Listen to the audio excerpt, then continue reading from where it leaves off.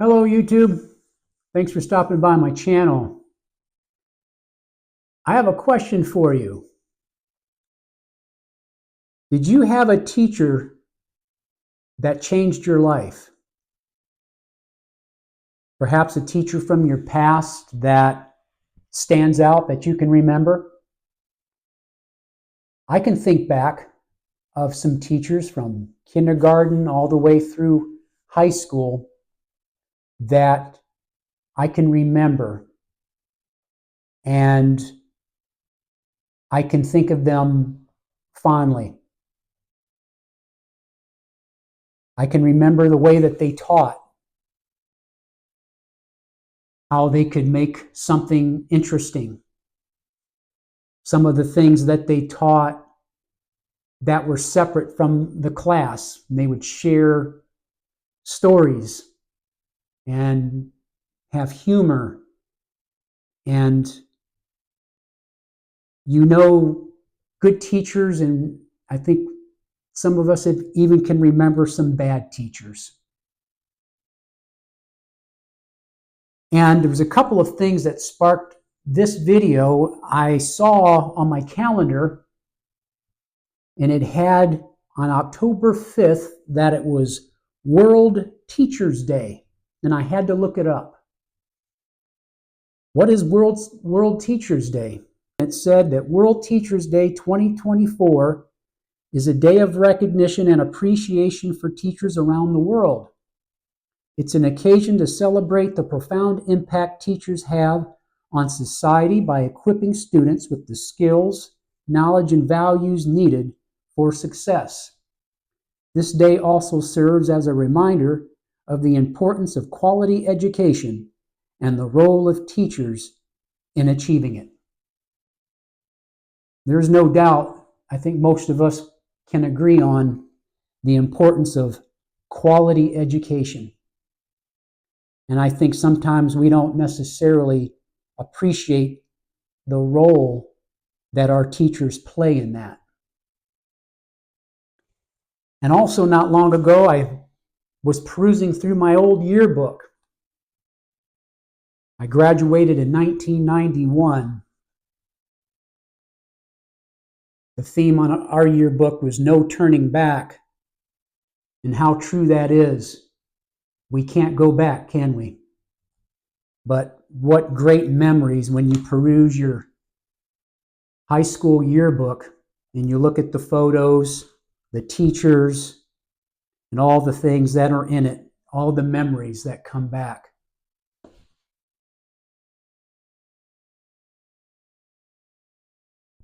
I was an average student in school, and math was my most difficult subject to do. I didn't like algebra or geometry. I didn't see the value in it at the time. I didn't see any practical use in it. But a class that I did enjoy was practical math. And that's where you learn decimals and fractions. You learn percentages and how to figure out percents off on things. You go to the store to figure that out. Balancing a checkbook when we still had checkbooks. I think those are going by way of the dinosaur. But that was a practical course, and I still use it to this day, figuring out percentages and moving the decimal point over and all of that. And I also enjoyed history, botany, and health were a few of my other favorite subjects. And home ec, I took home ec when it was still around, and shop class. And I guess some schools, they no longer teach it. And I think that's a shame if they do. Now, at the time I was going to school, they were pushing college over the trades. So I didn't go to vocational school. I wish that I did. But I was taking some college prep courses in school. And when I graduated, I wasn't motivated to go to college. And I worked for a couple of years, and then I ended up joining the military instead. I just didn't think I was cut out for college. I didn't think I was that smart enough to do college. I was always intimidated by college. And I'd say I don't really have a teacher that really stuck out, that just really changed my life. There's just different teachers that I just remember them, and I still remember them to this day. But I would say I've had military supervisors and leaders that changed my life. And I had been in the Army for a couple of years, and one of my supervisors asked me, "Do you have any college?" I said, "No." And he says, "My goodness, you should have at least an associate's degree by now." And he says, "Yeah, you get college credit for your military training that you've got this far." And he says, "Yeah, you need to go down to the education center and start taking some classes." So that lit a fire under me. And so I did. And I took a couple of classes, and I found out that it really wasn't all that bad, that I could do them. It took me 10 years to get my bachelor's degree. And the reason being is I would just take a class here and there whenever I could fit them in my Army life. So I would take a couple classes, and then periods of time would go, I wouldn't even take anything. Until finally I took all my college transcripts. This was all prior to online school in college. And I still remember it. She's going through all my transcripts, all my military education. She says, "My goodness, all you need is a couple more higher level courses, and I could give you a Bachelor of Science degree in liberal arts." So I did it. And the military doesn't care what your degree is in. So for promotion, you have a degree. That's all that mattered. And then the last 5 years I was in the military, I got my master's degree, and it took me 4 years to accomplish it. I could have done it in 3, but I had a year deployment in Afghanistan. And so they suspended my degree plan. And then when I came back from Afghanistan, I then picked up where I left off. So I have to thank that supervisor for lighting a fire under me and pushing me and set me on the journey to lifelong learning. That, hey, I am smart enough. I am capable of pursuing higher levels of learning. And I have him to thank. And he had so many great nuggets of information just when you were talking to him and in general. And I'll remember what he said. We were out on the flight line. This is when I was an aircraft turbine engine mechanic. And we were just out there talking. It was a sunny day. We were outside the hangar. And we were talking, and he said to me, he says, "You know where the grass is greener?" I said, "No, sir." He points down to his boots, highly shined boots. He said, "Right under your own 2 feet." And I've never forgotten that either. So where did all this public education start anyway? And would you believe it that it started right here in the state where I'm at, Ohio? Marietta, Ohio, south of me, that was the first permanent U.S. settlement in the Northwest Territory. And that was the birthplace of all our state universities. Marietta, Ohio. And there's a gentleman, and I'll post the picture. Look at him. Do you know who he is? Many people in Ohio don't even know who he is. That is the Reverend Manasseh Cutler. He was an 18th century polymath who had a doctorate degree in law, divinity, and medicine, and practiced all 3.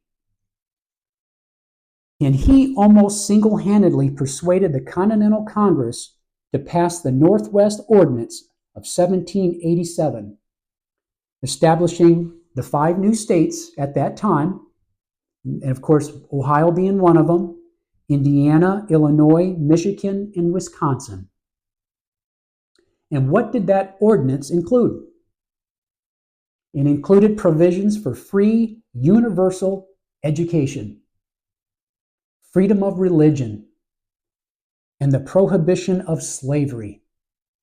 It also set aside the land for public schools.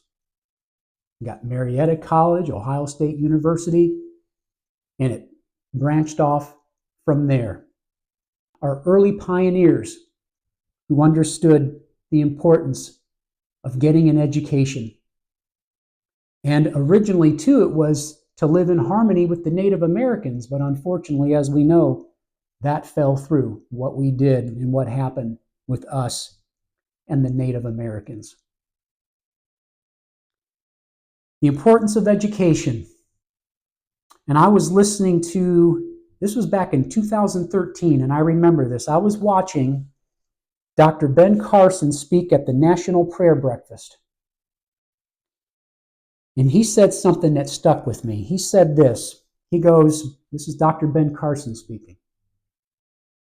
I'm very passionate about education because it made such a big difference in my life. But here we are at a time in the world, the information age, the age of technology, and yet 30% of people who enter high school in this country do not graduate. 44% of people who start a 4-year college program do not finish it in 4 years. What is that about? Think back to a darker time in our history. 200 years ago, when slavery was going on, it was illegal to educate a slave, particularly to teach them to read. Why do you think that was? Because when you educate a man, you liberate a man. That's the part that stuck out with me. And I've never forgotten it. I had to look it up online and found the transcript to that prayer breakfast and found what he said. When you educate a man, you liberate a man. And so I have to ask, what's going on in our current education system today? Boy, what a difference between 1787 and the passage of the Northwest Ordinance to what we have today. And perhaps some of you know more about what's going on in the school system than I do, because many of you have children that are going through it. How about that Common Core thing? What a fiasco that was, huh?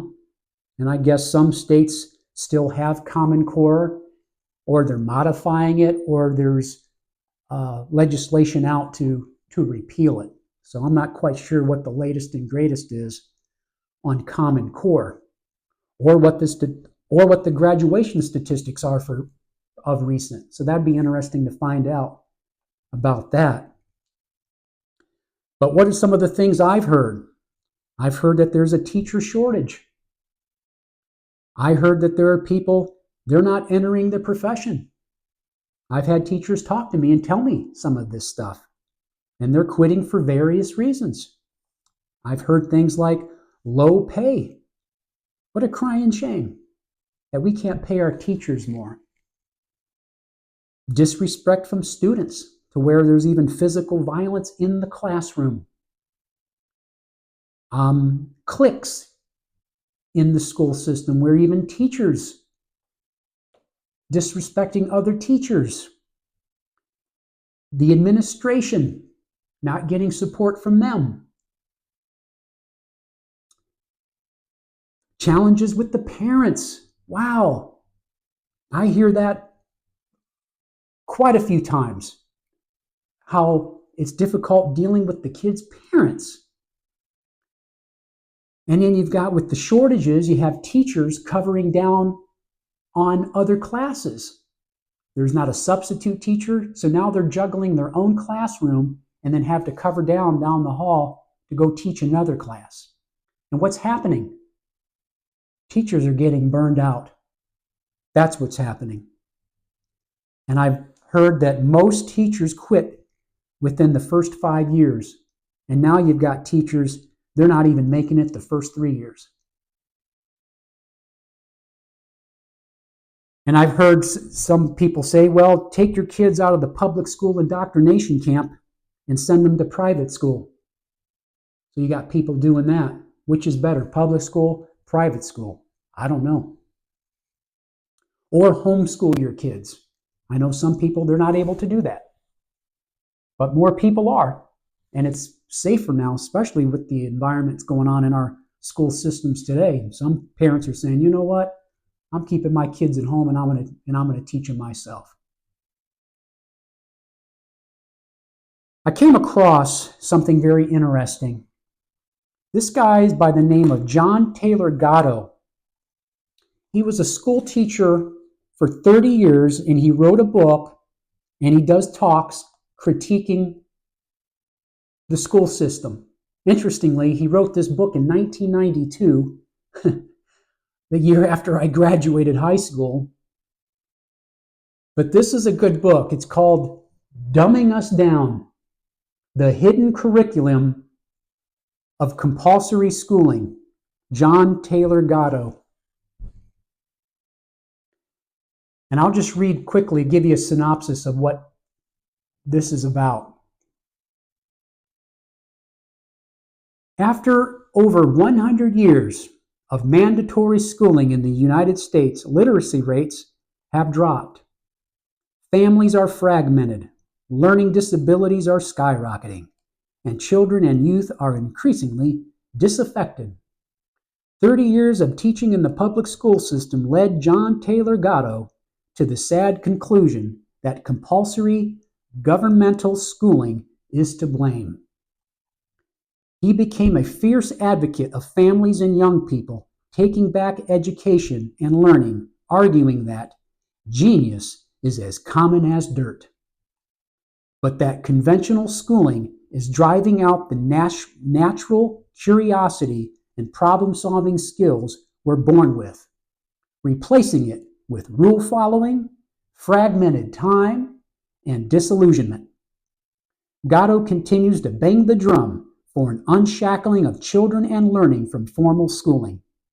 Now, in an ever more rapidly changing world, with an explosion of alternative routes to learning, it's poised to continue to shape the world of institutional education for many more years. What a read. What a read. And to get it from somebody who's been teaching for 30 years and to hear what really goes on in these schools, in the education system, and what we're really doing to our children. Which made me think of something. Right here in Ohio again, the Wright brothers. Remember the Wright brothers? Flew their airplane? They were the original school homeschoolers. And the Wright brothers, Wilbur and Orville, get this, did not graduate high school. Wilbur finished 4 years, but didn't get his diploma because the family moved. They didn't attend college or get married. Side note, you know what Wilbur Wright said? He goes, I don't have time for both a wife and an airplane. I thought that was funny as a single guy myself. I think I probably would have gotten along well with the Wright brothers. But see, here's the thing I want to bring, and you hear what John talked about in his book about how the school is driving out that natural curiosity and all, and that genius is as common as dirt. Listen what happened in the Wright household. The Wright brothers, they were self-taught engineers who were constantly learning and solving problems. Look at that. Their parents encouraged them to pursue intellectual interests. Their mother taught them how to use tools, their mom. Now, their father was an itinerant minister. He traveled around a lot. Now, he taught them to work hard and how to use the English language properly and effectively in speaking and in writing. And if you read the Wright brothers' letters, their correspondence, their use of the English language and their penmanship is absolutely superb. Superb. I'm sure they write better than somewhat graduate students can write. And I'm even hearing that even some grad students who start a job are sent to writing classes because they can't write a basic proposal. Think of that. And they're coming out of colleges already in a deficit, not being able to know basic history or even able how to use the English language in speaking or in writing. But the Wright brothers did. And they came from a house with no running water, no electricity, no phone. But what did they have in the home? Books. They had a house full of books, self-taught. You see that? And how they didn't have all this formal schooling that John talked about. See? There's an example right there with the Wright brothers. No advanced degrees, no high school diplomas, and it was those two boys, those two, that was successfully able to solve that problem, to be able to maneuver an airplane in the sky and fly it. Those two boys did it. That says something.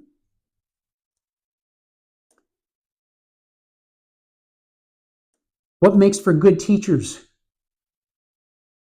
Teachers that instill curiosity, enthusiasm. The Wrights family did that. Encouraged those brothers to do that. And then their sister Catherine, she actually went to college. She went to Oberlin College here in Ohio, not too far from here. Which reminds me of a quote. You ever hear of Charlie Tremendous Jones? You can look him up. He has a quote. You will be the same person in 5 years as you are today, except for the people you meet and the books you read. Charlie Tremendous Jones. I've heard the expression before, those who can do, those who can't teach. And I had to look that up. That originated from George Bernard Shaw. He had a play in 1903. And he was actually referring to revolutionaries and not teachers. But we misuse that phrase today for teachers. And I think that's disrespectful to them. I've even heard it said just plainly, those who can't do, teach. But my thing is, we need to respect our teachers more. They do have the future in front of them. So in my opinion, we can't afford to lose our teachers. We need teachers. For as the World Teachers Day said, for equipping students with the skills, knowledge, and values needed for success. And teachers can shape our future. Let me give you two examples. Two Margarets. Margaret Phelps and a Margaret McFarland. Margaret Phelps, you know what she said? She was a history teacher out of Missouri. She said, history cultivates every faculty of the mind, enlarges sympathies, liberalizes thought and feeling, furnishes and approves the highest standards of character. That's Margaret Phelps. Do you know whose teacher Margaret Phelps was? It just so happens to be the late President Harry S. Truman's favorite teacher. Now, Harry Truman, he didn't have a college degree. But it is said that his high school education was superior to what some colleges teach today. And Harry Truman was a student of history, a student of history. And he understood the sense of history and how important it was in leadership, and how often he talked about and referred back to his teacher, Margaret Phelps. An impact of a teacher. And I'll give you one more. A Margaret McFarland. She was an American child psychologist who taught psychology and child psychology at the University of Pittsburgh Medical School. This is what she said. When you are teaching, show them what you love. Attitudes aren't taught, they are caught. They are caught. Caught by whom? Caught by the teacher. And guess who one of her students was? Do you recognize this guy? Fred Rogers, who had the TV show Mr. Rogers' Neighborhood. How many children did he reach? Including myself. I used to love watching that show. And he would, at the beginning of his show, he would always go somewhere, visit a factory, and show children how things were made and how people made things. I always loved that part of his show. But the rest of the show I didn't care for, the trolley or the neighborhood of make-believe, the world of make-believe. I didn't care for that. But I loved when he would go and do the little mini documentary on how things were made and who made them. And he made people feel special and wanted and were important and loved. He was a great man, great man. And the interesting thing is Fred Rogers consulted with Margaret all the way into the end of her life. Think of that, another teacher that impacted a man like Fred Rogers. So that's just to highlight the importance of our teachers and how important they can be. So I think, in closing here, that we should hold our teachers in more high esteem, hold them in higher regard, pay them more, and encourage and make teaching more attractive for people to want to go in it. I wouldn't. I looked at going in it. I ain't going into it now. And so we need to bring it back and make statues. Why don't we have statues of Margaret McFarland and Margaret Phelps? We should. We should remember these people. And yes, our children, it's not their fault that they're behind in reading and math. You can ask them basic history questions. They don't know. They're not able to even write a basic paper. It's not their fault. And it's the system's fault. Maybe some of the teachers' fault, parents' fault. And so we need to get this thing tightened up and do better. And at home, and do what the Wrights did, and teaching their kids and encouraging intellectual pursuits and bringing back what I've heard, the dinner table.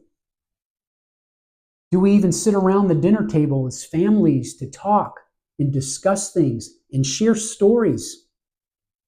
We need to do more of that. Definitely do more of that. And so that's what I wanted to talk about.